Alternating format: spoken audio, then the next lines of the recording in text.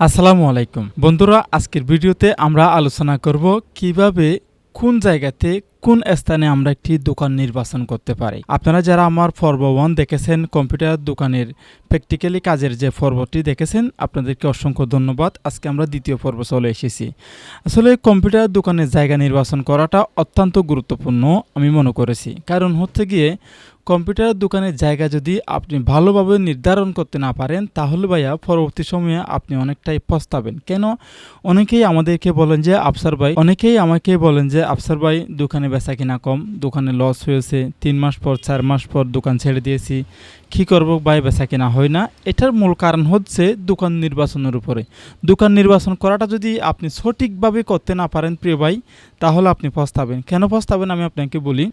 আপনি যদি এমন একটি জায়গা নির্বাচন করেন যে জায়গাটি হচ্ছে গিয়ে সেখানে কোনো শিক্ষা প্রতিষ্ঠান নাই, আর এটা কোনো মুদির দোকান না। মুদির দোকান হলে মানুষেরা যে জায়গাতে হোক না কেন সেখানে গিয়ে খাওয়ার জন্য অবশ্যই বাজার সদাই করবে। এটা কিন্তু কম্পিউটার দোকান, এটা মাথায় রাখতে হবে। কম্পিউটার দোকান দিতে হলে 1 নম্বরে কেমন হতে হবে, আপনার জায়গাটা এমন স্থান নিতে হবে যেখানে কোলাহল থাকে, মানুষের আড্ডা থাকে, মানুষ বেশি থাকে, ঠিক আছে। দ্বিতীয় নাম্বার হচ্ছে আপনার দোকানের চারপাশে শিক্ষা প্রতিষ্ঠান আছে কিনা, কোনো প্রতিষ্ঠান আছে কিনা। প্রতিষ্ঠান থাকতে হবে, কারণ প্রতিষ্ঠান থাকলে আমাদের সুবিধা হয় কি, সেখানে প্রশ্ন টাইপিং থেকে শুরু করে ফটোকপি, ছবি, বিভিন্ন ধরনের অনলাইনের আবেদন সেখানে কম্পিউটার দোকানে এসে করে। তারপরে আমাদের পার্শ্ববর্তী কোনো হাসপাতাল অথবা বড় ধরনের কোনো ব্যাংক, এই সমস্ত কিছু আছে কিনা আমাদের অবশ্যই সেদিকে খেয়াল রাখতে হবে, ঠিক আছে। তো আমার দোকানের, আমি যে জায়গাতে দোকানটা করতেছি সেটা একটু আপনাকে ধারণা দিই, তাহলে আপনারা বুঝতে পারবেন প্রিয় ভাই। আমার দোকানটা এমন জায়গায় যেখানে 5টির বেশি শিক্ষা প্রতিষ্ঠান রয়েছে। একটি গ্রামে 5টির বেশি শিক্ষা প্রতিষ্ঠান রয়েছে। তারপর রয়েছে এখানে মানুষের কোলাহল। আমি যে জায়গাতে দোকানটা দিয়েছি মানুষের কোলাহল রয়েছে, প্রায় বিকেল 2টা থেকে রাত 9টা পর্যন্ত ভরপুর মানুষ থাকে, ঠিক আছে। 5টি শিক্ষা প্রতিষ্ঠান থেকে অবশ্যই দৈনিক না আসলে অন্ততপক্ষে 10টা কাস্টমার তো অবশ্যই আসবে, বিভিন্ন ধরনের কাজ করতে আসে।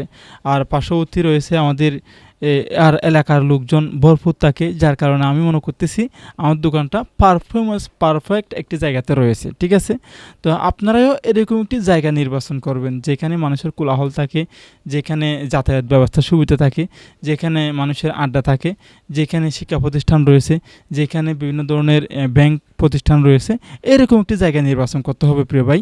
যদি আপনি এরকম জায়গাতে নির্বাচন করতে না পারেন তাহলে আপনার সমস্যা অবশ্যই হবে। এমন একটি জায়গা নির্বাচন করেছেন যেখানে মানুষের কোলাহল নেই, জাস্ট কয়েকটা মানুষ আসে, তারপরে কোনো শিক্ষা প্রতিষ্ঠান নেই, কোনো ব্যাংক প্রতিষ্ঠান নেই, কোনো ধরনের কোনো ধরনের একটা নেই, মোটামুটি মানুষের যাতায়াতের সুবিধা সেখানে নেই, তাহলে ভাইয়া দোকানটা সেখানে না দেওয়াটাই সবচেয়ে ভালো হবে। কিন্তু জায়গায় ভালো, মানুষজন ভালো, তারপরেই কিন্তু সেখানে আমি বলছি যে চতুর্মুখ থেকে মানুষের আসা একটা সুবিধা নাই, যার কারণে সেখানে বেচাকেনা কম থাকে।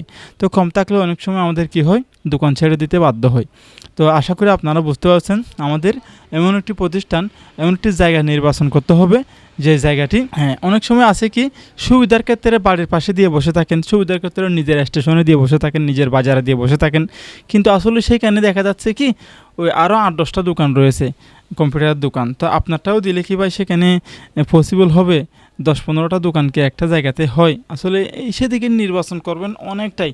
আপনি প্রয়োজনে 1 সপ্তাহ নির্বাচন করবেন দোকানটা কোন জায়গাতে দিব, অথবা পার্শ্ববর্তী গ্রামে দেব, অথবা কোন জায়গাতে এরিয়াটা খালি আছে, কোন ফিল্ডটা সবচেয়ে ভালো হবে আমার জন্য, কোন ফিল্ডে আমি কাজ করে আরাম পাবো, কোন ফিল্ডে আমার চাহিদা বাড়বে, সেরকম একটি জায়গা আপনি খুঁজে নিয়ে তারপরেই ভাই আপনি দোকানটা নেন, ঠিক আছে। এটা হচ্ছে 2 নম্বর পর্বতে, এটা 5 কাজ আমাদের এই দোকান নির্বাচন করার উপরে অনেক কি আপনার পরবর্তী সময়ের জন্য অনেক গুরুত্বপূর্ণ, অনেক ইফেক্ট ফেলবে আপনার এই কাজের মধ্যে। আশা করি আপনি বুঝতে পারছেন প্রিয় ভাই। ইনশাআল্লাহ নেক্সট পার্ট দেখার জন্য আমাদের চ্যানেলটি সাবস্ক্রাইব করবেন, এবং ফেসবুক থেকে দেখে থাকলে ভিডিওটি শেয়ার করবেন। ফেসবুকেও আমরা এই চ্যানেলের ভিডিও ফেসবুকে আমরা দিয়ে থাকি, এবং প্রত্যেকটি ভিডিওর ডেসক্রিপশন বক্সে আমাদের পূর্বের যে ক্লাসগুলো হয়েছিল, পূর্বের আমাদের কম্পিউটার দোকান ব্যবসা, কম্পিউটার দোকান অনলাইনের কাজের উপরে, ঠিক আছে, এই সমস্ত প্লেলিস্টগুলো ইউটিউবে এবং ফেসবুকে ডেসক্রিপশনে দিচ্ছি। ফেসবুক থেকে সেখান থেকে আপনারা দেখে আসবেন। ঠিক আছে, আশা করি আপনারা বুঝতে পারছেন। তো আমরা সেখানে আরেকটি ওয়েবসাইট লিঙ্ক দিয়েছি, আইটি লান্সার বিডি। এই ওয়েবসাইটটিতে আপনারা প্রবেশ করে দেখবেন। এই ওয়েবসাইটেও কম্পিউটার দোকানের 50% কাজ করা যায়। সেই ওয়েবসাইটটি আমরা আস্তে আস্তে কাজ অনুসারে আপনাদেরকে পরিচয় করিয়ে দেবো এবং নেক্সট পার্টে এর পরবর্তী পার্টে হয়তো আমরা এখানে কাজ করেও আপনাদেরকে দেখাবো। ভালো থাকবেন, সুস্থ থাকবেন। আসসালামু আলাইকুম ওয়া রাহমাতুল্লাহি ওয়া বারাকাতুহু।